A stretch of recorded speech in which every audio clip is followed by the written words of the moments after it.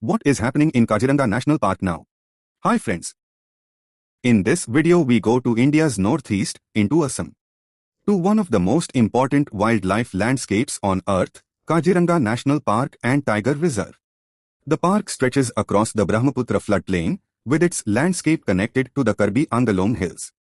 Today, Kaziranga's notified areas extend across districts including Golaghat, Nagaon, Sonitpur and Biswanath. This is not simply a forest surrounded by roads and villages. It is part of a much larger ecological system in which animals move between grasslands, wetlands and the hills. So, why is Kaziranga so famous? Because it is one of the world's most important strongholds of the greater one-horned rhinoceros.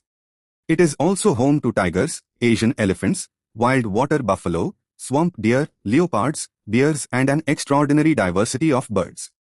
The Brahmaputra floodplains create a constantly changing landscape of tall elephant grass, wetlands, rivers and forests, providing food and shelter for thousands of animals.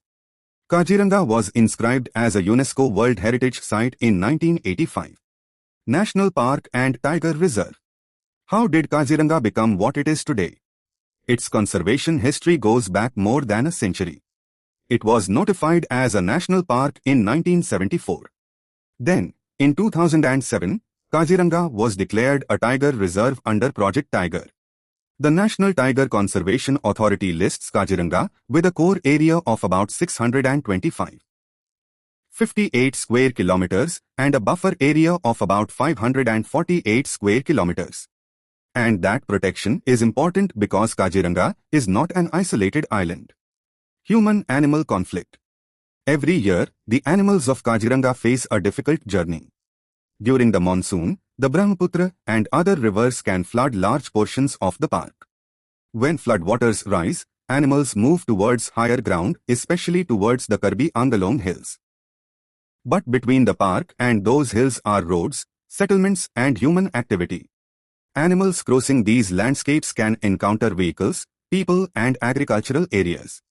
The Assam Forest Department itself notes that animals use specific migration routes towards Karbi Angalong and that road accidents are a major threat during these movements. One government document estimates around 25 animals are killed in road accidents annually on average. So the conflict isn't simply animals entering human areas. It is often the result of humans and wildlife sharing an increasingly crowded landscape. The 10-kilometer eco-sensitive zone. This brings us to the controversy happening now.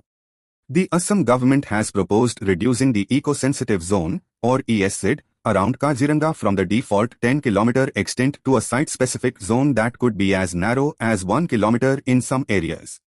Why? The argument is that a blanket 10-kilometer zone does not necessarily reflect the different realities around the entire protected area. There are villages, roads, existing settlements, tourism infrastructure and areas where people already live and work. The government has pointed to the need for development and more site-specific regulation rather than applying the same distance everywhere. Recent reporting says the proposal is connected to urban and development needs. But there is an important distinction. A proposal to reduce the ESZ is not the same thing as saying that the entire 10-kilometer protection has already disappeared. As of now, the Assam Chief Minister has said that the existing 10-kilometer default buffer will continue until the site's specific ESZ proposal is officially notified. And this is where the debate becomes complicated. Supporters of development argue that people living around Kaziranga also need roads, businesses, tourism facilities and economic opportunities. Conservationists argue that the area outside the park is not empty space. It can contain wildlife corridors, feeding areas, migration routes and ecological connections that animals depend on. So the real question is not simply 10 kilometers or 1 kilometer. The bigger question is, where does wildlife actually move, and how much space does it need to survive? Pranab Doley and the activist controversy. The controversy has now moved beyond maps and environmental regulations. In July 2026, indigenous rights activist Pranab Doley was arrested in connection with protests against a proposed luxury hotel project near Kaziranga. After he received bail from a sessions court, the Assam government invoked the National Security Act against him, keeping him in detention. According to the government order reported by PTI, authorities said his activities were prejudicial to public order and state security. Doley and his supporters, however, have presented the issue as a struggle over land rights, environmental protection, and the future of the Kaziranga landscape. Other activists were also arrested in connection with the protests, and UN experts subsequently expressed concern about the detention of indigenous rights activists involved in the Kaziranga land rights protests. This means there are now two very different narratives. The government's position focuses on law, order, and alleged offenses surrounding the protests. Activists and their supporters argue that environmental and indigenous rights dissent is being criminalized. That dispute is still developing. What could happen if the protective zone around Kaziranga becomes significantly smaller? The answer isn't necessarily that wildlife will suddenly disappear. The danger is more gradual. Imagine an elephant corridor that has existed for generations. Today, it may be a forest edge. Tomorrow, a resort could appear.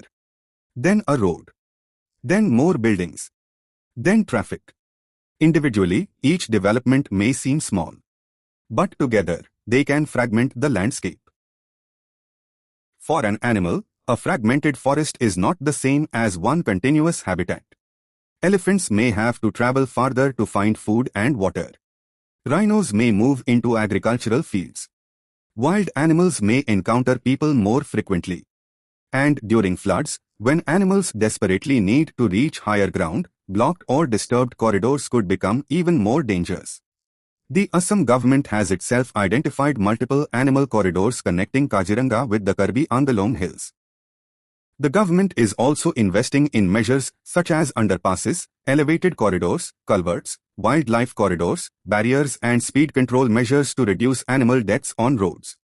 So reducing a buffer does not automatically mean destroying wildlife habitat. But it does mean that development planning becomes even more important.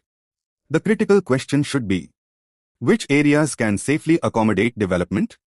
And which areas must remain open for wildlife movement?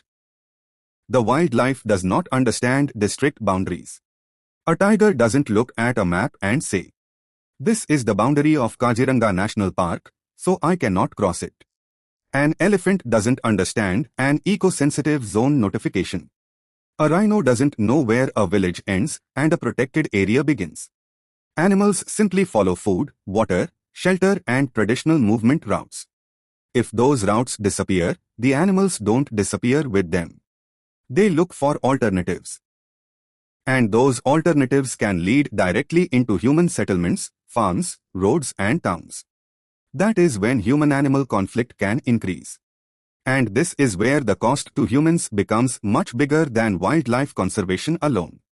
A healthy forest provides clean water, stores carbon, protects soil, supports pollinators, and maintains ecological balance. Wildlife tourism also supports thousands of livelihoods through guides, drivers, hotels, restaurants, local businesses, and communities. Kaziranga's international reputation as a World Heritage Site is itself an economic and cultural asset. If development fragments the landscape, the cost may not be visible immediately. It may appear years later as more road accidents, more crop damage, more animals entering villages, more conflict, and greater pressure on already limited habitats.